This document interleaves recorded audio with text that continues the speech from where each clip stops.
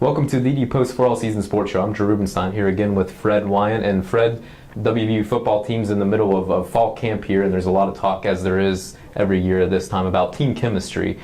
How often did you guys talk about chemistry and getting on the same page? Well, you and I visited about that, and I asked you to guess how many times that we did. And I said probably a low number. You did, and I said it'd have to be zero because we had complete faith in the coaches, and I'm not saying that they don't, because I'm not out there, but they're on the field. We knew that everything was in good shape. We weren't with them 24 hours a day, 7 days a week, 365 days out of the year. We were just there to go to school and to do the others. And we had unusual people that were coaches. How did you know that you were on the same page? I mean, how did that relationship foster? Well, Ed Shockey and I, by ourselves, spent every lunch hour for 4 years in his office, which used to be behind the old stadium in the Horseshoe. Right. The Horseshoe. Okay. And I'd go in there, and he would have a checkerboard set up, a regular checkerboard. Okay. And he'd put down, if he laid that out like that, I could tell you what 3 plays would run if I saw a gold pin and a piece of paper and a square around. I had at least 3 or 4 plays I knew would work against that defense that he put up. So I had tremendous trust in him and respect for him, because he had he was right on all the time. I don't know why I was the only one there. There was never anybody else that was there. But I came from chemistry class and went back to chemistry class or math class to get back, and forgot about lunch, that time. Do you think a lot of the players of your era, did you all know how much the coaches cared about you? I mean, was that relationship there, and so there was no need to kind of check where everybody was?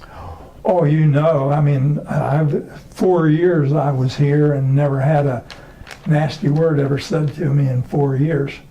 Never had anyone ever curse, raise their voice, do anything. But they were still the boss. And so we didn't have that kind of thing. We knew what they were doing, and we didn't need to. There was no Little League baseball. There was no Babe Ruth baseball when we were growing up. So you either played sandlot with older kids, or you played like I did on the semi-pro. That was a semi-pro, the best in 5 states. And when I was 13 and 14 years old, I started to play. So coaches, when they would come in, as I mentioned to you before, they would come in and they'd say, "Drew, how about Fred Wyant? He's only 13 years old. Well, is he a wise ass or?" They'd either say, like Mike Vergale's dad, who I played with, and he'd say, "No, he's a great kid, listens to everything that we want him to do, and we've got 5 of them, young high school kids, Legion kids that are playing with us and that's all Coach needed to know." Yeah. And that's interesting, and I guess what I wonder too is issues are going to pop up from time to time, so how were they addressed? I mean, team chemistry is such an important thing, and it sounds like it was just kind of known from the get-go, the direction of the program, but when there were issues, when there were problems, how were they addressed with the team? Well, I'll give you an example. When the first time that I went in a game, there was 9 minutes and 22 seconds left. I was the 4th quarterback to go in that day. It's the first game of the season.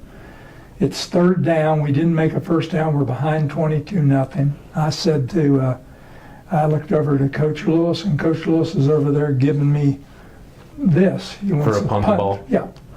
I was not used to, punting the ball, and I was used to being able to do what I, to call what I wanted. I turned around to the guys and I said, I don't know about you guys, but I don't want to kick the ball. And they all said the same thing. Now, I thought in later years they might have been also saying, yeah, he's only a freshman.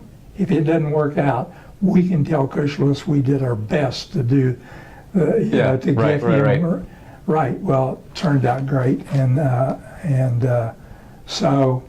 Yeah, you all almost came back and won that game. And yeah, and then after that, we had we only played 9 was the most games that we played. But so you knew, and I was the quarterback, but I was there. Now they all said that I said, hey, keep your mouth shut because I'm quarterbacking. Well, I never said that. They just, that was the makeup of the team. They just, they wanted to, they laughed. They may have said it if it hadn't worked out. Yeah. But, so you had that. There was never any dissension on the team. That was the thing. A lot of it was that we didn't spend all that time together like they do now. They may feel like they have to, they have to do something, check with each other, or get something straightened around. Well, we never had that. Sure. Yeah. And I think that'll segue nicely into our next discussion when we talk about some of your fall camp experiences at Jackson's Mill. But Fred, I appreciate you joining us once again, and please continue to check ddpost.com for the latest on the Mountaineers. Thanks for watching today.